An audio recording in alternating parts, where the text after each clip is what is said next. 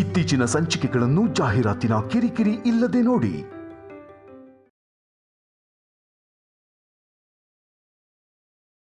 ಅವಳೇನೋ ಶೌರ್ಯ ಜೊತೆ ಯುವರಾಣಿ ತರ ಇದ್ದಾಳೆ, ಅವಳನ್ನ ನೆನ್ಸ್ಕೊಂಡು ಕಣ್ಣೀರ್ ಹಾಕ್ತಾ ಕೂತಿದ್ಯಾ. ಶೌರ್ಯ ಯಾರತ್ತೆ?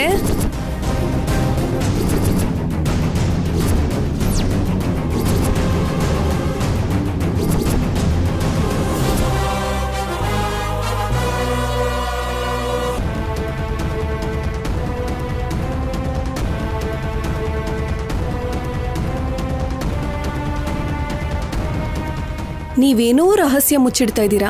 ಸಂಪದಕ್ಕ ಎಲ್ಲಿ ಹೋಗಿದ್ದಾಳೆ? ಅಷ್ಟಕ್ಕೂ ಶೌರ್ಯ ಯಾರು? ಸಂಪದಕ್ಕ ಅಲ್ಲಿಗೆ ಹೋಗಿದ್ದಾಳ? ನೀವ್ ಯಾವಾಗ್ಲೂ ರಹಸ್ಯವಾಗಿ ಏನಾದ್ರೂ ಒಂದು ಮಾತಾಡ್ತಾನೆ ಇರ್ತೀರಾ.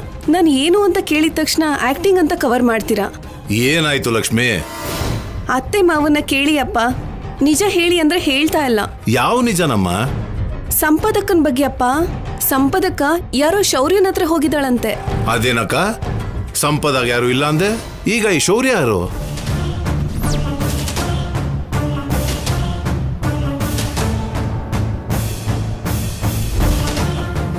ಶೌರ್ಯ ಅಂದ್ರೆ ಮೊನ್ನೆ ನಮ್ಮ ಮನೆಗೆ ಬಂದು ಪೊಲೀಸ್ ಆಫೀಸರಾ?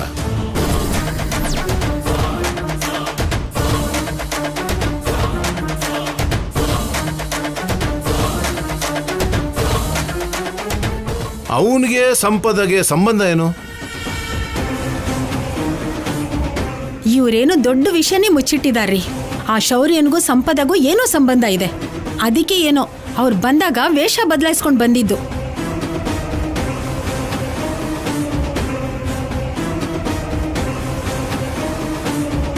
ನಿಜ ಹೇಳಿ ಅಕ್ಕ. ಏನಾದ್ರೂ ಹೇಳಿ ತಪ್ಪಿಸ್ಕೊಳ್ಳಿಲ್ಲ ಅಂದ್ರೆ ನಂಬುಡಕ್ಕೆ ಬರೋ ಹಾಗಿದ್ಯಲ್ಲ. ಶೌರ್ಯ ಅಂದ್ರೆ ನೀವ್ ಅನ್ಕೊಂಡ ಹಾಗೆ ಪೊಲೀಸ್ ಆಫೀಸರ್ ಏನು ಅಲ್ಲ. ಸಂಪದ ಅವ್ರ ತಾತ ಶೌರ್ಯ ಚಕ್ರವರ್ತಿ ಅಂತ.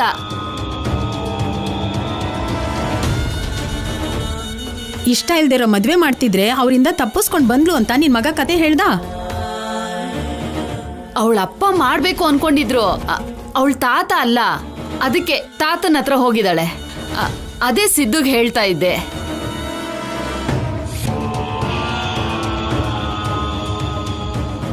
ಇನ್ನು ಅವಳ ಬಗ್ಗೆ ಯೋಚನೆ ಮಾಡ್ಬೇಡ, ಅವಳು ಖುಷಿಯಾಗೇ ಇದ್ದಾಳೆ. ನಿನ್ ಜೀವನ ನೀನ್ ನೋಡ್ಕೊ ಅಂತ ಹೇಳ್ತಿದ್ದೆ. ಅಷ್ಟೇನಾ? ಅಥವಾ ರಾಜಮ್ಮ ಹೇಳ್ದಾಗೆ ಸಂಪದಾಗೂ ಸಿದ್ದುಗೂ ಏನಾದ್ರು? ಚೇಚೆ, ಅವಳಿಗೂ ಸಿದ್ದುಗೂ ಏನ್ ಸಂಬಂಧ ಇಲ್ಲ ತಮ್ಮಯ್ಯ. ನೀನ್ ಯಾರ ಮೇಲೆ ಆಣೆ ಮಾಡು ಅಂದ್ರೂ ಮಾಡ್ತೀನಿ. ಹೋಗ್ಲಿ, ನನ್ ಮೇಲೆ ಆಣೆ ಮಾಡ್ಲಾ? ಬೇಡ ಬಿಡಕ್ಕ. ಆದ್ರೂ ಒಂದು ವಿಷಯ ಹೇಳ್ತೀನಿ. ಸಿದ್ದು ಬಗ್ಗೆ ತಪ್ಪು ತಿಳ್ಕೊಳಲ್ಲ. ಸಿದ್ದು ವಯಸ್ಸಲ್ಲಿದ್ದಾನೆ. ಈ ವಯಸ್ಸಲ್ಲಿ ಪ್ರೀತಿ ಆಕರ್ಷ ಹುಟ್ಕೊಳ್ಳೋದು ಸಹಜ. ಅದಕ್ಕೆ ಆದಷ್ಟು ಬೇಗ ಸಿದ್ದುಗೊಂದು ಮದ್ವೆ ಮಾಡು. ಆಗ್ಲಾದ್ರೂ ಜೀವನದಲ್ಲಿ ಸೆಟ್ಲ್ ಆಗ್ತಾನೆ. ನಾನು ಹಾಗೆ ಅನ್ಕೊಳ್ತಿದ್ದೆ ತಮ್ಮಯ್ಯ. ಮಹಾಲಕ್ಷ್ಮಿ ತರ ಒಳ್ಳೆ ಹುಡುಗಿ ಸಿಕ್ಕಿದ್ರೆ ಮದ್ವೆ ಮಾಡೋಣ ಅಂತ. ಯಾರೋ ಒಬ್ಳು ಸಿಗ್ತಾಳೆ ಬಿಡಿ. ನಡಿ ಲಕ್ಷ್ಮಿ.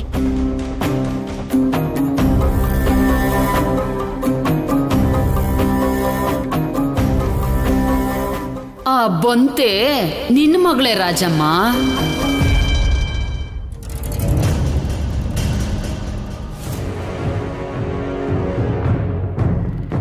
ಸಂಪದ ಎಲ್ಲಿಗೂ ಹೋಗಲ್ಲ ಅಜ್ಜಿ.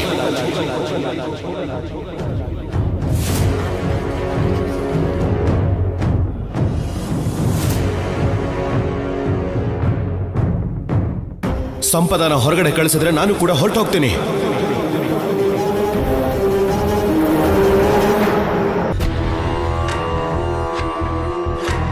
ಅವಳೇನ್ ತನ್ನ ಸ್ಥಾನಕ್ಕೋಸ್ಕರ ಆಸೆ ಪಟ್ಟು ಅಥವಾ ದುಡ್ಡುಗೋಸ್ಕರ ಆಸೆ ಪಟ್ಟು ನಮ್ಮ ಮನೆಗೆ ಬರಲಿಲ್ಲ. ನಾನೇ ಬಲವಂತವಾಗಿ ಕರ್ಕೊಂಡು ಬಂದಿದ್ದಕ್ಕೆ ಬಂದ್ಲು.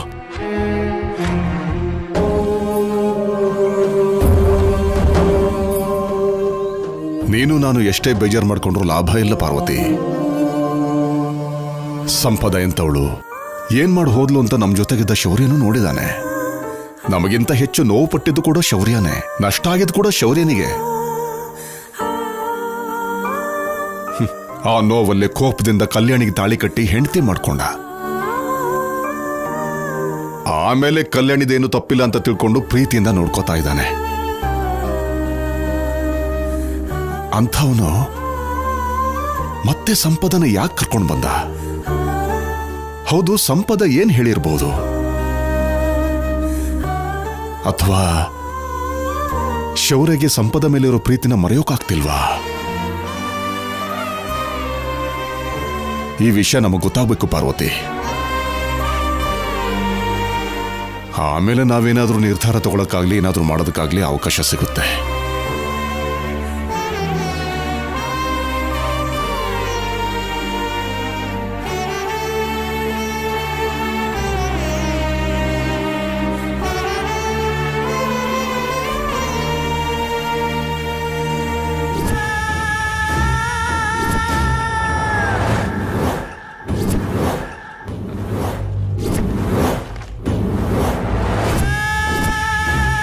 ಎಷ್ಟು ಆನಂದವಾಗಿದ್ಯಾ ಕಲ್ಯಾಣಿ.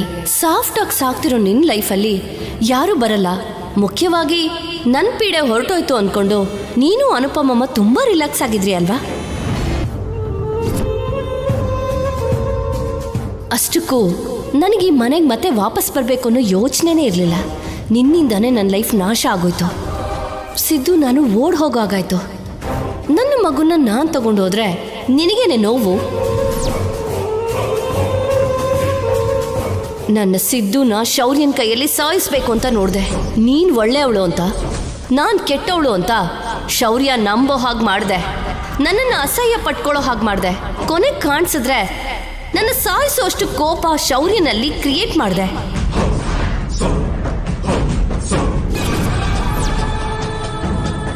ಶೌರ್ಯನ ಮೇಲಿನ ಭಯದಿಂದ, ದುಡ್ಡಿನ ಮೇಲಿನ ಆಸೆಯಿಂದ ಆ ಸಿದ್ದು ನನ್ನ ಕತ್ ಹಿಡಿದು ಆಚೆ ಹಾಕ್ತಾ.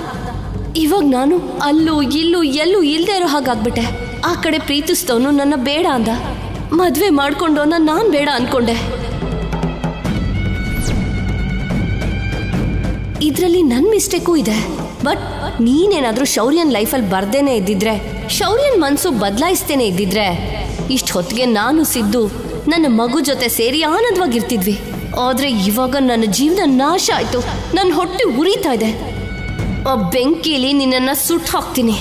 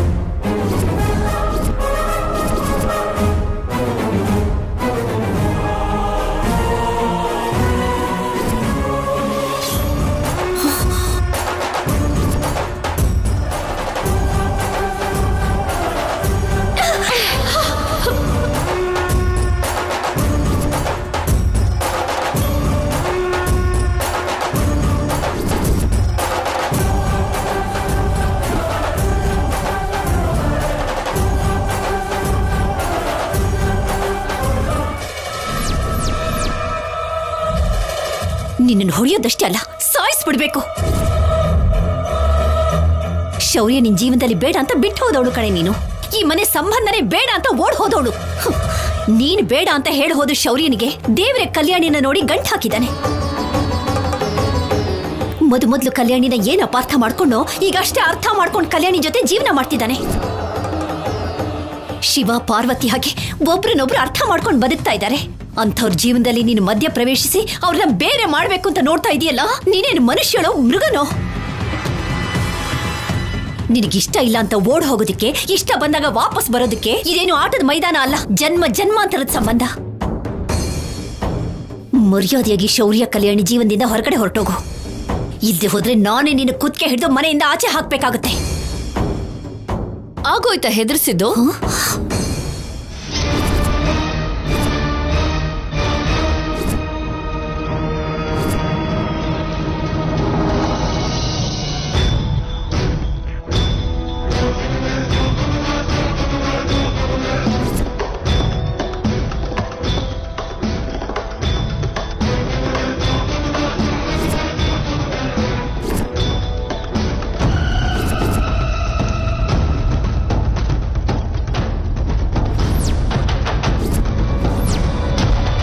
ನೀವು ಹೋಗು ಅಂದಾಗ ಹೋಗೋದಕ್ಕೆ ನಾನಿಲ್ಲಿ ಬಂದಿಲ್ಲ.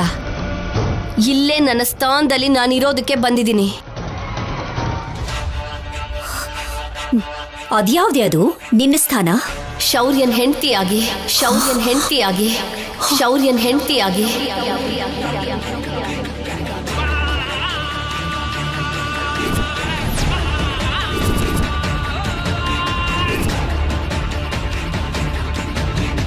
ಆ ಸ್ಥಾನ ನೀನೆಲ್ಲಿ ಉಳಿಸ್ಕೊಂಡೆ? ಈಗೇನಿದ್ರು ಅದು ಕಲ್ಯಾಣಿದು. ಏನು ಜೋಕ್ ಮಾಡ್ತಿದ್ದೀರಾ?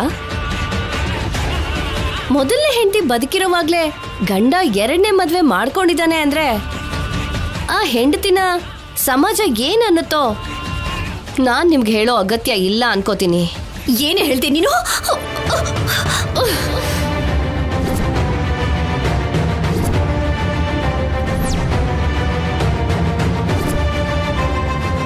ಒಂದು ಸಲ ಹೊಡೆದೆ, ಹೋಗ್ಲಿ ಬಿಡು ದೊಡ್ಡೋಳು ಅಂತ, ಅಮ್ಮ ಅಂತ ಇಷ್ಟು ದಿನ ಕರ್ದಿದ್ದೀನಿ ಅಲ್ವಾ ಅಂತ ತಾಳ್ಮೆ ತಗೊಂಡೆ. ಸಹಿಸ್ಕೊಂಡೆ ಅಲ್ವಾ ಅಂತ ಮತ್ತೆ ಮತ್ತೆ ಕೈ ಮಾಡ್ತಿದ್ರೆ ಸಹಿಸೋದಿಲ್ಲ ಅನುಪಮ ಅವ್ರೆ.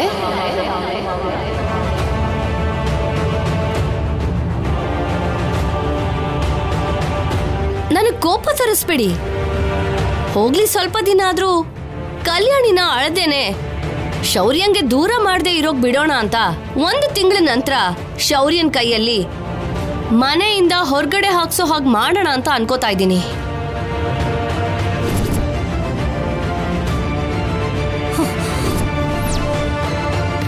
ಮಾನಸಿಕವಾಗಾಗ್ಲಿ ಶಾರೀರಿಕವಾಗಾಗ್ಲಿ ನನಗೆಂತ ದೊಡ್ಡ ಗಾಯ ಆದ್ರೂ ಕೂಡ ನಾನು ಸಹಿಸ್ಕೊಡ್ತೀನಿ ಕಣೆ.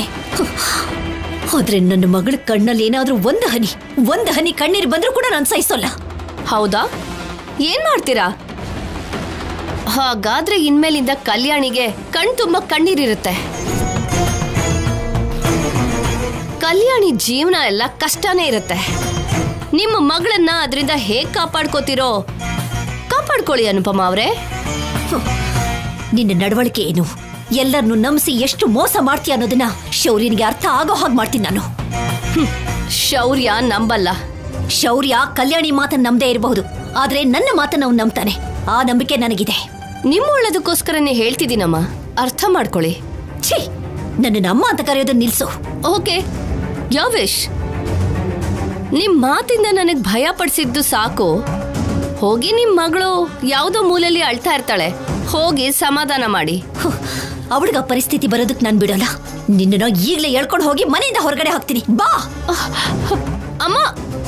ಅಮ್ಮ ಬಿಡಿ ಅಮ್ಮ. ನೀನ್ ಒಂದು ಕ್ಷಣ ಕೂಡ ಈ ಮನೇಲಿ ಇರೋದಕ್ಕೆ ನಾನು ಬಿಡೋದಿಲ್ಲ. ಅಮ್ಮ ಬಿಡಿ ಅಮ್ಮ. ಅಮ್ಮ ನಡಿ. ಏನಾಯ್ತಮ್ಮ? ಸುಮ್ಮನೆ ಇರು ಕಲ್ಯಾಣಿ, ನಿನ್ಗೇನು ಗೊತ್ತಾಗಲ್ಲ. ಒಂದು ಕ್ಷಣ ಕೂಡ ಈ ಮನೇಲಿ ಇರ್ಕೊಡ್ದು. ಅಮ್ಮ ನಾನೇನ್ ಮಾಡ್ದೆ? ಇನ್ನು ಸಾಕು ನಿನ್ ನಾಟಕ. ನನ್ನ ಮಗಳ ಜೀವನ ನಾಶ ಮಾಡ್ಬೇಕು ಅಂತ ನೋಡ್ತಾ ಇದ್ರೆ ನಾನು ಸುಮ್ಮನೆ ಕೂತ್ಕೊಂಡಿರ್ತೀನ. ಹೋಗ ಆಚೆಗೆ.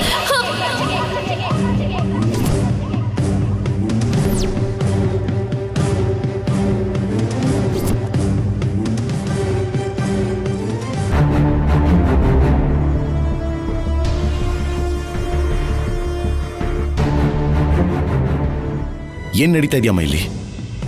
ಎಲ್ರು ಸೇರಿ ಹೊರಗಡೆ ಹಾಕ್ತಾ ಇದೀರಲ್ಲ, ಯಾಕೆ? ನಮ್ಗೇನ್ ಗೊತ್ತು ಶೌರ್ಯ? ಅನುಪಮ ಅಮ್ಮನೆ ರೂಮಲ್ಲಿರೋ ಸಂಪದನ್ ಹೇಳ್ಕೊಂಡ್ ಬಂದು ಹೊರಗ್ ಹೋಗು ಅಂತ ನೂಕಿದ್ರು. ನಾವು ನಿನ್ ಹಾಗೆ ಇವಾಗ ಬಂದಿದ್ದು. ಅಮ್ಮ, ಅವಳು ಇಲ್ಲೇ ಇರ್ತಾಳೆ ಅಂತ ನಾನು ಹೇಳಿದ್ನಲ್ಲ, ಮತ್ತೆ ಯಾಕೆ ಅವಳನ್ನ ಹೊರಗಡೆ ಕಳಿಸ್ತಾ ಇದ್ದೀರಾ?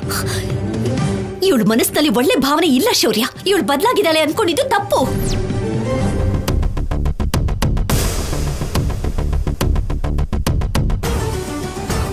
ಈ ಮನೆಯಿಂದ ಕಲ್ಯಾಣಿನ ಹೊರಗಡೆ ಕಳ್ಸೋಕ್ ನೋಡ್ತಿದ್ದಾಳೆ ಇವಳು. ನಿನ್ನ ಹೆಂಡತಿಯಾಗಿ ಈ ಮನೆಯಲ್ಲೇ ಇರ್ತಾಳಂತೆ. ಇನ್ನೊಂದು ವಾರದಲ್ಲಿ ನೀನೇ ನಿನ್ನ ಕೈಯಾರೆ ಕಲ್ಯಾಣಿನ ಮನೆಯಿಂದ ಹೊರಗಡೆ ಹಾಕೋ ಹೋಗಿ ಮಾಡ್ತಾಳಂತೆ. ನನ್ನ ಮಗಳ ಜೀವನ ನಾಶ ಮಾಡ್ತೀನಿ ಅಂತ ನನ್ನ ಎದುರಿಗೆ ಚಾಲೆಂಜ್ ಹಾಕ್ತಾಳೆ ಕಣೋ ಇವಳು.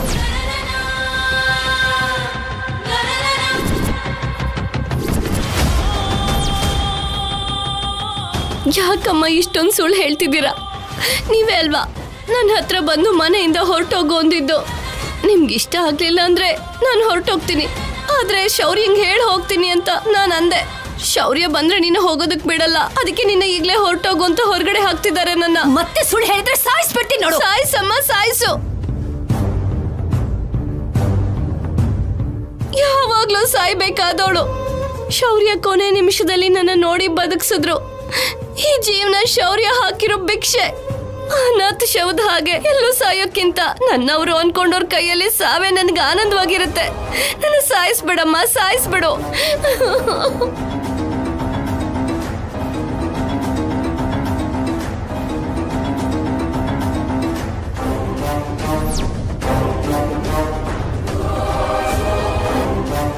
ನೀವೇ ಅಲ್ಲಮ್ಮ, ನಿಮ್ ಪ್ಲೇಸ್ ಅಲ್ಲಿ ಯಾರೇ ಇದ್ರು ಮಗಳ ಜೀವನ ಚೆನ್ನಾಗಿರ್ಬೇಕು ಅಂತಾನೆ ಕೇಳ್ಕೋತಾರೆ. ನಾನು ಈ ಮನೇಲೇ ಇದ್ರೆ ಶೌರ್ಯ ಕಲ್ಯಾಣಿನ ಮರ್ತು ಹೋಗಿ ನನ್ನನ್ನೆಲ್ಲ ಚೆನ್ನಾಗಿ ನೋಡ್ಕೋತಾನೋ ಅನ್ನೋ ಭಯ ನಿಮ್ಗಿರ್ಬಹುದು.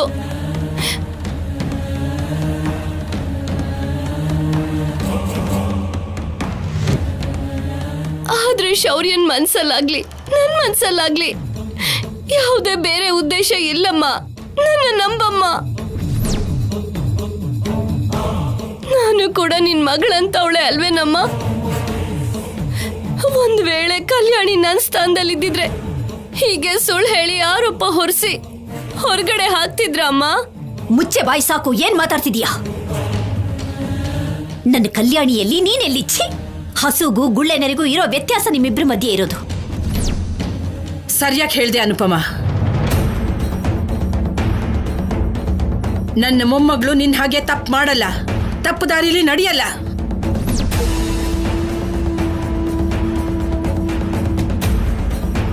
ನಿನಗೆ ಮೈಯಲ್ಲಿ ಕೊಬ್ಬು ಜಾಸ್ತಿ ಆಗಿ ತಾಳಿನ ಕಿತ್ತಾಕಿ ಹೆತ್ತ ಮಗುನ ಬಿಟ್ಟು ಹೊರಟೋದ್ರೆ, ಹೆತ್ತ ತಾಯಿ ಹಾಗೆ ನಿನ್ನ ಮಗುನ ಬೆಳೆಸಿದಾಳೆ.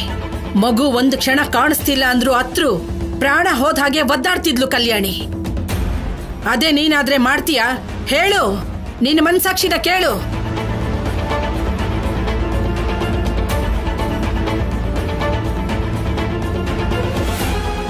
ಅಷ್ಟಕ್ಕೂ ಇವಳಿಗೆ ಮನ್ಸೇ ಇಲ್ಲ, ಇನ್ನು ಮನ್ಸಾಕ್ಷಿ ಬೇರೆನಾ? ಇಂಥ ಹೆಣ್ಣನ್ನ ನಾನು ಎಲ್ಲೂ ನೋಡಿಲ್ಲಪ್ಪ. ನಿಮ್ಮೆಲ್ಲರಿಗೂ ನಾನು ಭಾರ ಆಗಿದ್ದೀನಿ ಅನ್ಸಿದ್ರೆ ದಯವಿಟ್ಟು ನನ್ಗೊಂದು ಹೆಲ್ಪ್ ಮಾಡ್ತೀರಾ? ನೀನ್ ಇಲ್ಲಿಂದ ಆಚೆ ಹೋಗ್ತೀಯಾ ಅಂದ್ರೆ ಇಲ್ಲಿಂದ ತಿರುಪತಿಗೆ ಪಾದಯಾತ್ರೆ ಕೂಡ ಮಾಡ್ಬಿಡ್ತೀನಿ. ಅದೆಲ್ಲ ಏನ್ ಬೇಡ ಅತ್ತೆ. ನನ್ ಮಗುನ ನನಗ್ ಕೊಟ್ಬಿಡಿ, ನಾನ್ ತಗೊಂಡು ಇಲ್ಲಿಂದ ಹೊರಟು ಹೋಗ್ತೀನಿ.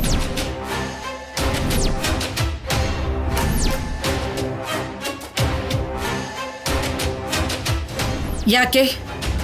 ಅವನನ್ನ ಕರ್ಕೊಂಡು ಹೋಗಿ ಏನ್ ಮಾಡೋಣ ಅಂತ? ಅವನನ್ನ ಕರ್ಕೊಂಡು ಹೋಗಿ ಸಾಯೋದಿಲ್ಲ ಬಿಡಿ ಅಜ್ಜಿ. ಅವನನ್ನ ನೋಡ್ತಾ ಅವನಿಗೋಸ್ಕರ ಬದುಕ್ತೀನಿ. ಈ ಮಾತಿನ ಮೇಲೆ ನಿಂತಿರು.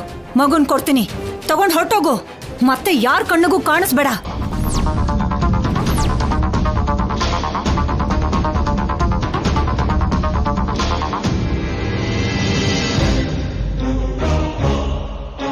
ಅತ್ತೆ, ಏನ್ ಹೇಳ್ತಿದ್ದೀರಾ? ಮಗುನ ಅವಳಿಗೆ ಕೊಡ್ತೀನಿ ಅಂತಿದ್ದೀರಾ? ಅವಳ ಮಗುನ ಅವಳಿಗೆ ಕೊಡ್ತಾ ಇದ್ದೀನಿ, ನಿನ್ನ ಮಗು ಏನಲ್ವಲ್ಲ. ಅಲ್ದೆ ಆ ಮಗು ಮೇಲೆ ನನಗೆ ಮೊದ್ಲಿಂದಾನು ಅನುಮಾನನೇ.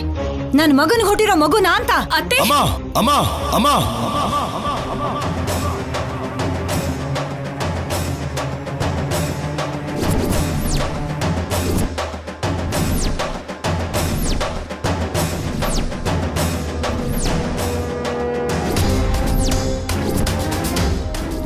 ಇಷ್ಟ ಬಂದ ಹಾಗೆ ಮಾತಾಡ್ಬೇಡಮ್ಮ. ನೀನು ಒಂದು ಹೆಣ್ಣಾಗಿ ಒಂದು ಹೆಣ್ಣಿಗೆ ಮಾತಾಡುವಂತಹ ಮಾತಾ ಇದು?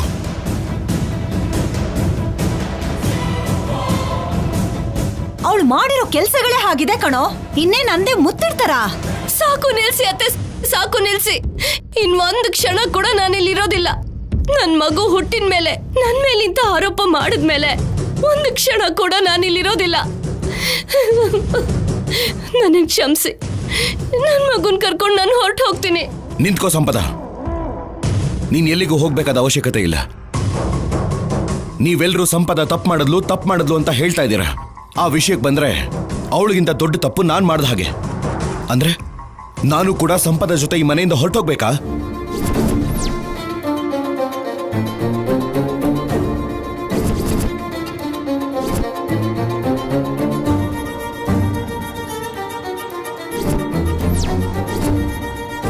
ಏನೋ ಹೇಳ್ತಿದ್ಯಾ ಶೌರ್ಯ? ಹೌದಮ್ಮ,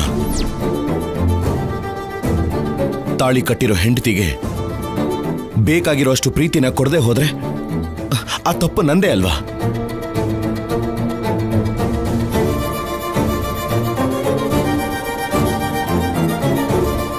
ಅದಕ್ಕೆ ಸಂಪದ ಅದೇ ತಪ್ಪು ಅನ್ನೋ ಹಾಗಿದ್ರೆ ನಂದು ಕೂಡ ತಪ್ಪೆ.